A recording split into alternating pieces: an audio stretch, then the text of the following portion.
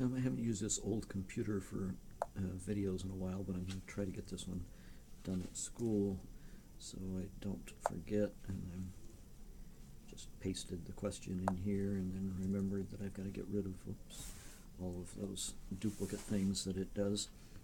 Okay, so we know that sigma equals 110. We want to estimate the mean score within plus or minus 10, so that means our margin of error is plus or minus 10.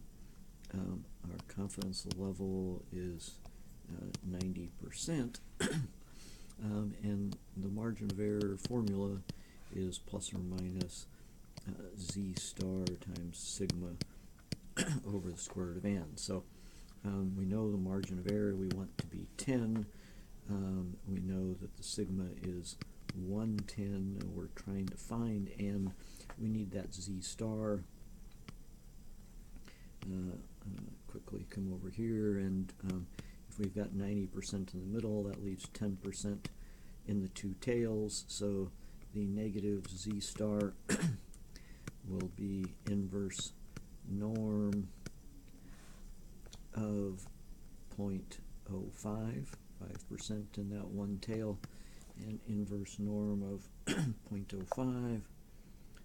See if I can pull up here, second DISTR, inverse norm of 0.05. We get negative 1.645. That's what I was expecting to get here, negative 1.645. So that goes right there. The plus or minus doesn't matter to us here in either of these places. It was plus or minus 10, it's plus or minus z star. But now we want to solve that for n. So if I multiply both sides by square root of n to get rid of the fractions, and I'm going to sort of rewrite that in parentheses. So and then divide on both sides by 10, and then we're going to square both sides. So that would be 1.645 times 110 over 10 squared, and that's going to be our answer.